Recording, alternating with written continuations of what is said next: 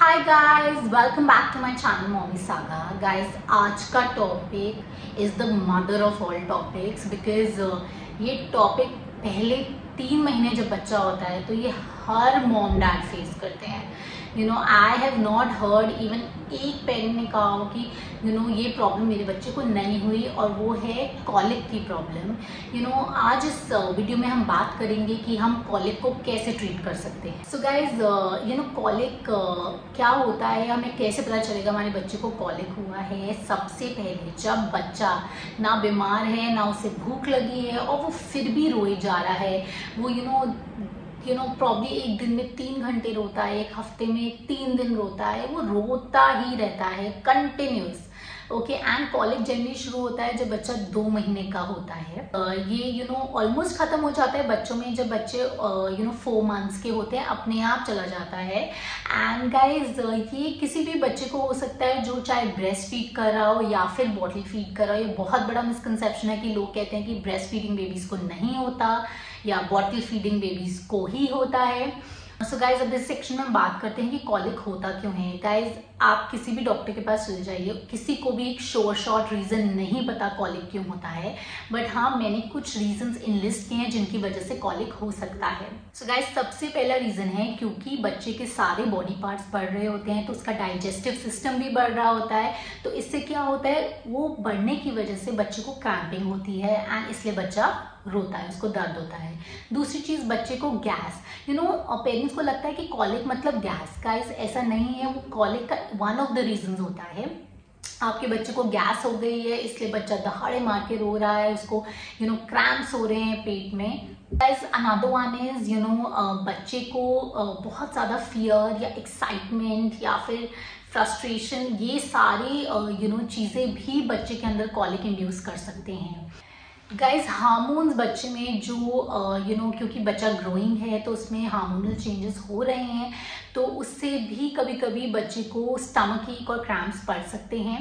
Guys, another very important thing is that बच्चे कुछ अगर उनको ज़्यादा लाइट या ज़्यादा शोर इन सब जगहों पे आप उनको रखेंगे या उनको फील कराएंगे तो भी वो बहुत ज़्यादा रो सकते हैं। Last but not the least, बच्चों का नर्वस सिस्टम वो भी डेवलप हो रहा होता है, तो कभी कभी उस वजह से भी बच्चे बहुत ज़्यादा क्रैंकी हो जाते हैं, बहुत ज़्यादा रोते हैं। इंपॉर्टेंट, हमें कैसे पता चलेगा हमारे बच्चे को कॉलिक हो रहा है। गाइस, एक बहुत इम्पॉर्टेंट और वैलिड सिम्टम है कि आपका बच्चा कॉलिक में जनरली उसको ये इवनिंग टाइम में होगा, एंड वो इवनिंग में एक पर्टिकुलर टाइम पे ही उसका ये रोना शुरू होगा।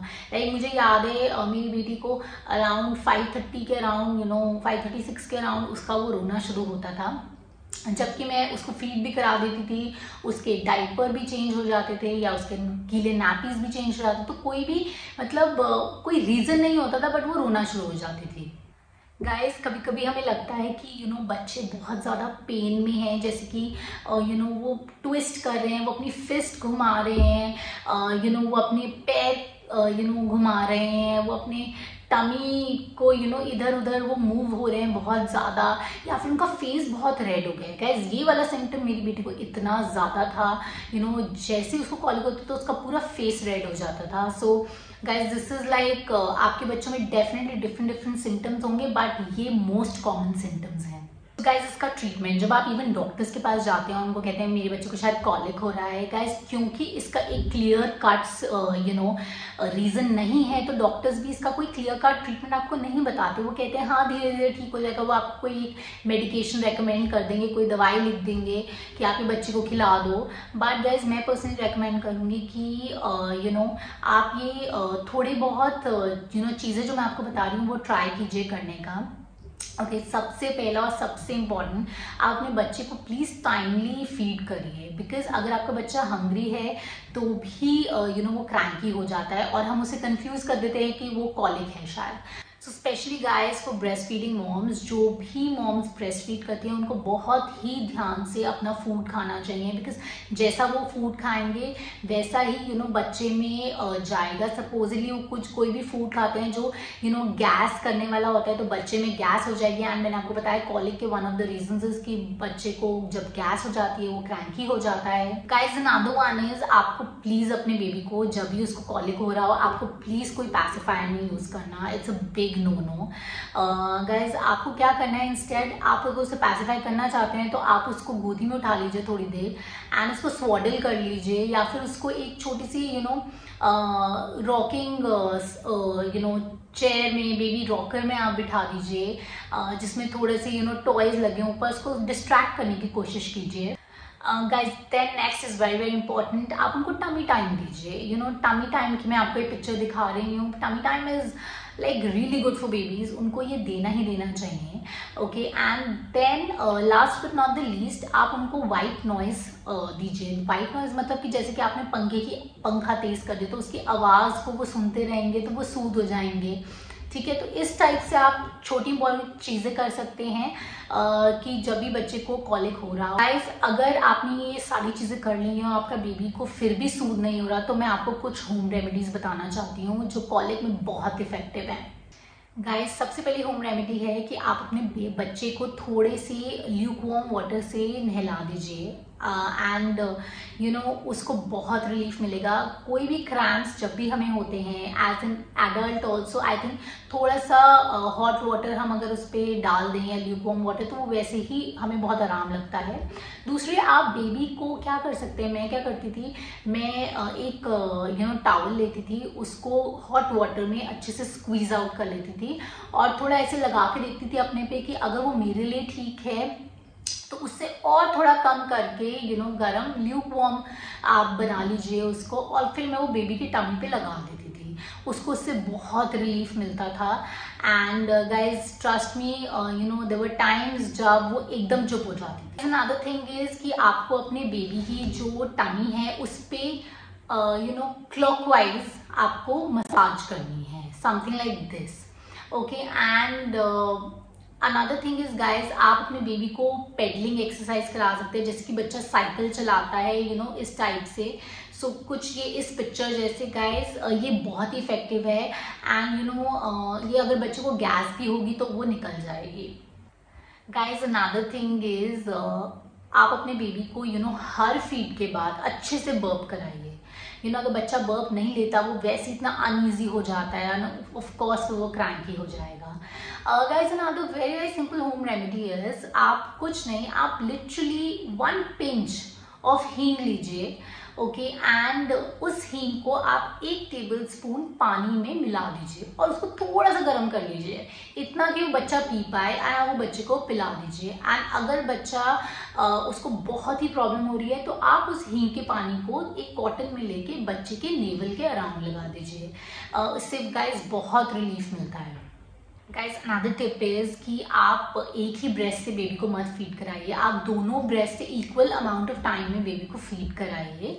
उससे क्या होता है बेबी को गैस बनने के चांसेस कम होते हैं।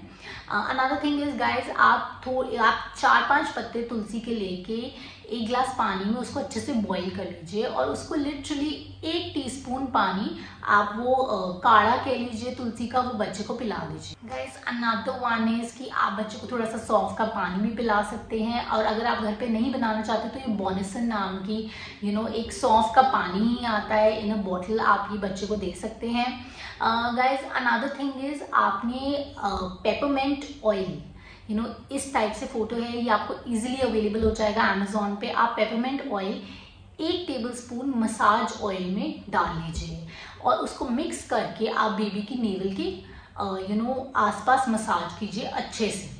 बेसिकली जो ब्रेस्ट फीडिंग मॉम्स हैं उनके लिए ये बहुत ही बड़ा डिस्क्लेमर है, जो मैं पहले भी बोल चुकी हूँ कि आप जो खाते हैं फर्स्ट फ्यू मंथ्स में वही सेम आपके बेबी के अंदर जाता है, तो ज़्यादा स्पाइसी या फिर कैफीन मत खाइए और डेयरी प्रोडक्ट्स को भी आप कट डाउन कर सकते हैं। Guys there is a very major tip for formula fed babies, उनके पेरेंट्स के लिए मैं आपको बस यही बताना चाहूँगी कि एज अ पेरेंट ट्राई कि अगर आपका बेबी एक फॉर्मूला फीड उसको नहीं सूट करा, then try to use another one with the consultation of doctor.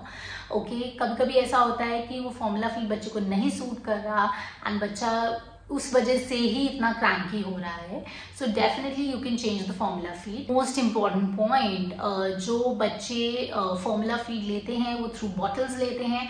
So guys I highly recommend कि पहले 3 महीने में, 3 से 4 महीने में आपको सिर्फ डॉक्टर ब्राउन की बॉटल्स यूज करनी चाहिए। वो कॉलिक का प्रॉब्लम बिल्कुल नहीं करते। पोस्ट 4 मंथ्स आप उनको कोई भी बॉटल यूज कर सकते हैं। आई वुड स्टिल रिकमेंड आप उनको फिलिप्स एडेंट यूज कर सकते हैं। Guys, this is a big tip, so आप इसको जरूर फॉलो कीजिए। सो गाइज, आज के लिए बस इतना ही। अगली बारी हम फिर मिलेंगे किसी नए टॉपिक के साथ। And here's Mommy Saga signing off. Bye bye.